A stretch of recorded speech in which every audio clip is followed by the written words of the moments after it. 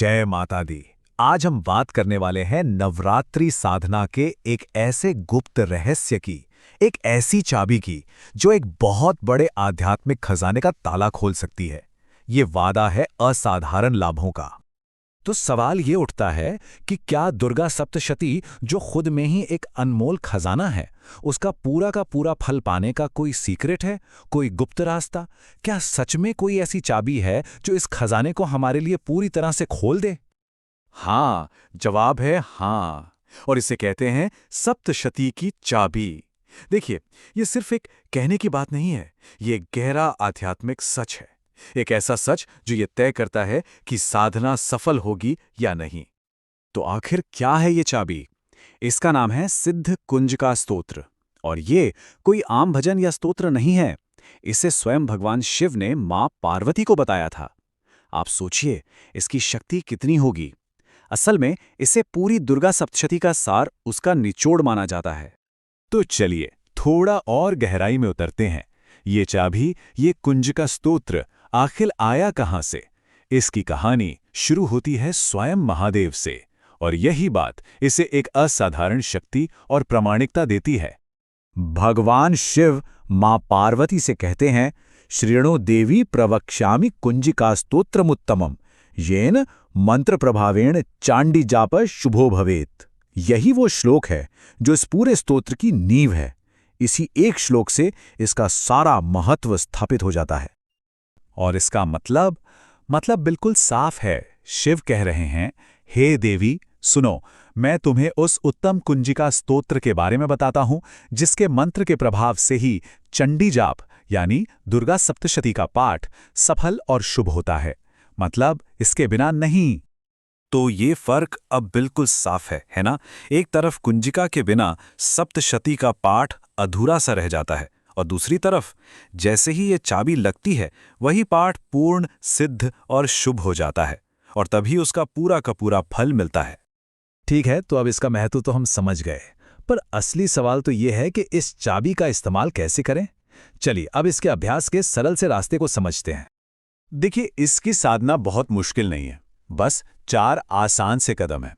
सबसे पहले एक साफ संकल्प लेना होता है कि हम ये क्यों कर रहे हैं। फिर सही आसन और दिशा, यानी पूर्व या उत्तर की ओर मुंह करके बैठना। इसके बाद आता है बीज मंत्र का जाप, और आखिर में पूरी भक्ति और श्रद्धा के साथ स्तोत्र का पाठ। और इस अभ्यास का जो कोर है, जो इसका स्टार्टिंग पॉइंट है, वो है ये शक्तिशाली बीज मंत्र ओम ऐं ह्रीं क्लीं चामुंडाय विच्चे। सच कहूं तो ये मंत्र पढ़ना बिल्कुल वैसा ही है जैसे ताले में चाबी को डालना। बस यही वो पल है जब साधना की सारी ऊर्जा एक्टिवेट हो जाती है। इस मंत्र में जो हर एक ध्वनि है ना, उसकी अपनी एक खास शक्ति है। जैसे ऐं, ये है ज्ञान की शक्ति। ह्रीं है हृदय को शुद्ध करने वाली शक्ति, और क्लीं है कृपा और आकर्षण की शक्ति। जब ये तीनों मिलती हैं तो ये साधक को सीधे देवी की ऊर्जा से कनेक्ट कर देती हैं।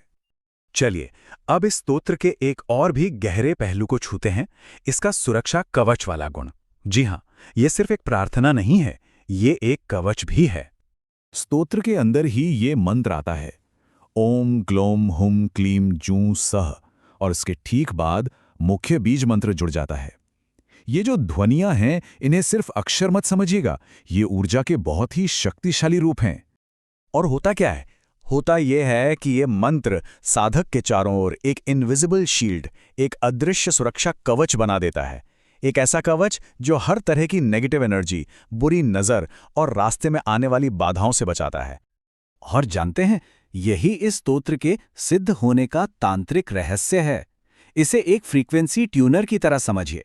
जैसे हम रेडियो को सही फ्रीक्वेंसी पर सेट करते हैं तो आवाज एकदम साफ आती है ना? बिल्कुल वैसे ही ये स्तोत्र साधक की ऊर्जा को देवी की दिव्य फ्रीक्वेंसी से मैच कर देता है, और बस कनेक्शन एकदम क्लियर और पावरफुल हो जाता है।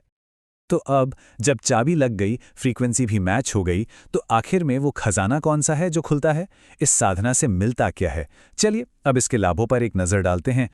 खासकर नवरात्रि में इसके पाठ से जो लाभ मिलते हैं वो कमाल के हैं। हर तरह के डर से आज़ादी, घर में एक शांति और पॉजिटिव एनर्जी का माहौल। जो मन की इच्छाएं हैं उनके पूरे होने का रास्ता खुलता है। दुश्मनों और बाधाओं से सुरक्षा तो मिलती ही है और साथ ही बहुत गहरे आध्यात्मिक अनुभव भी हो सकते हैं। इस बात को समझाने के लिए एक छोटी सी कहानी भी है। एक भक्त थे जो रोज बड़े नियम से दुर्गा सप्तशती का पाठ करते थे, पर उन्हें कोई खास अनुभव नहीं होता था। वो एक संत के पास गए। संत ने बस एक लाइन में जवाब दिया, ताले में चाबी तो लगाओ। उस भक्त ने बात समझी, कुंजी का स्तोत्र का पाठ शुरू किया और कहते हैं कि कुछ ही दिनों में उन्हें मां की दिव्य उपस्थिति साफ साफ महसूस होने लगी। तो सप्तशती की ये गुप्त चाबी, इसका रहस्य अब हम सबके सामने है।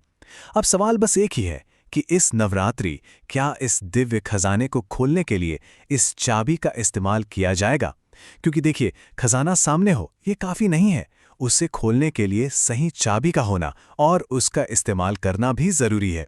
जय माता दी।